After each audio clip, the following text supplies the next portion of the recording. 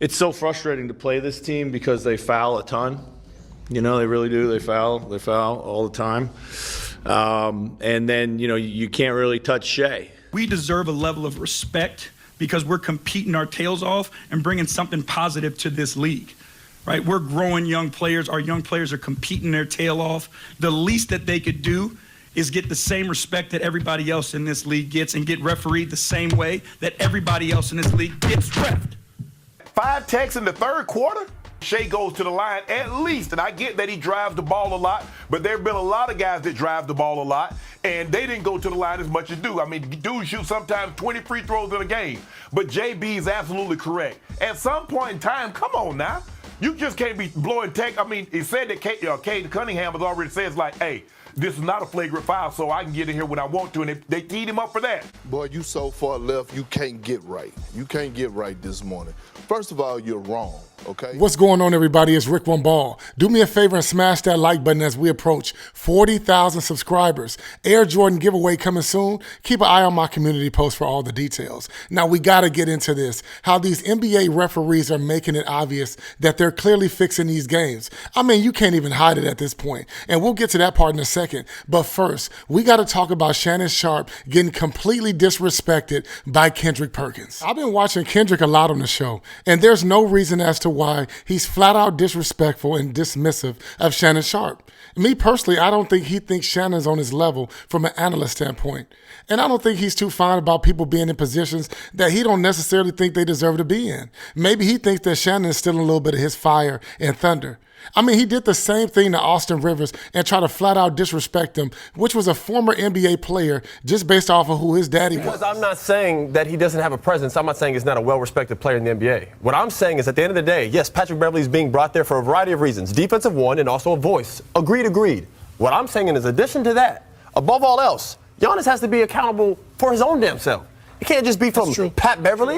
This got to start at the top. I understand he has a voice, but when people look at the locker room for someone to be the guy and have a voice that really matters, it's the best player in the team. It's that guy right there, the MVP. That is not. That's all I'm saying. That is not true.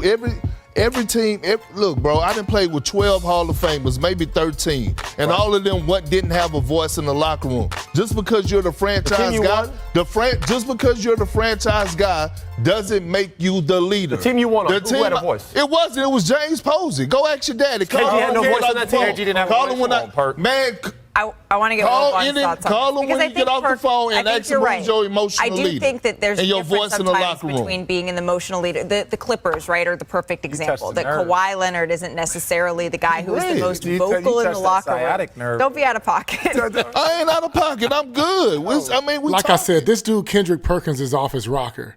And it wasn't like Shannon had a terrible take. I mean, it's honestly the take I would have went with, at least initially, until I really looked at it and seen that they were blatantly giving them these calls.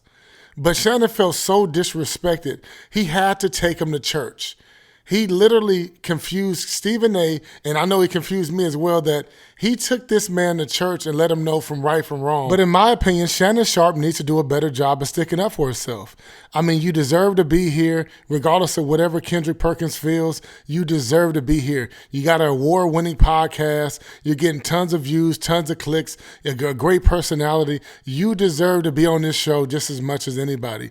But I was specifically shocked that Stephen A., he didn't mention anything. He didn't stop none of this from happening. He just stood there and just watched Shannon Sharp pretty much get disrespected. We forget, 2 seasons ago, SGA wasn't getting these calls. 2 seasons ago is when it all started. You earned the respect of the officials. They so physical. They play physical without fouling. They started playing this way since the start of the season.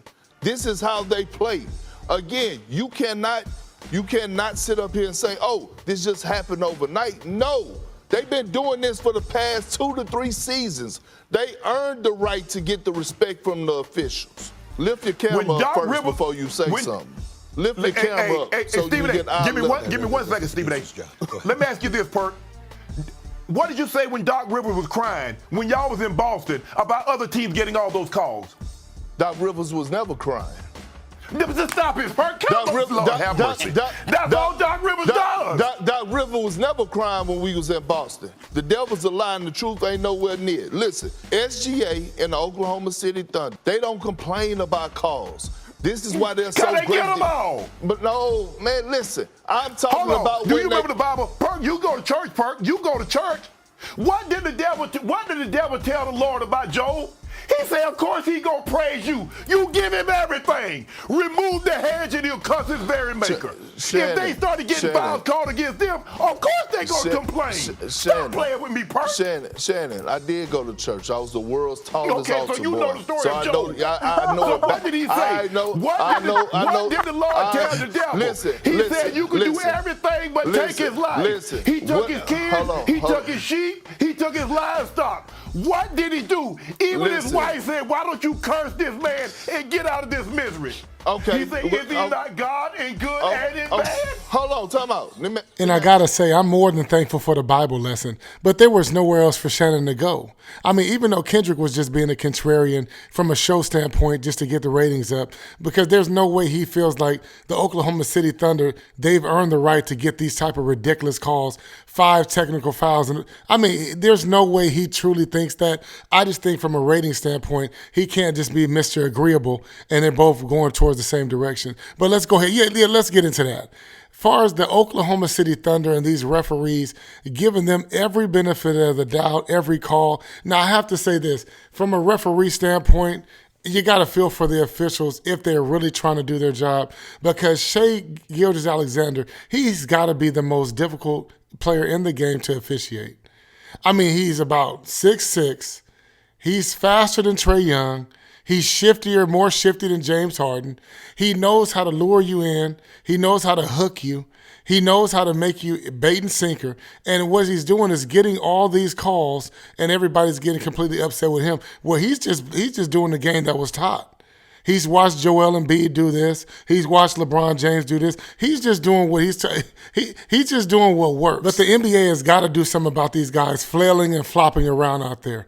I mean, I thought they had an anti-flopping rule where if you came down and you exaggerated minimal contact, it's supposed to be an unsportsmanlike technical foul and 2 free throws for the opposing team. Did you ever see that getting enforced?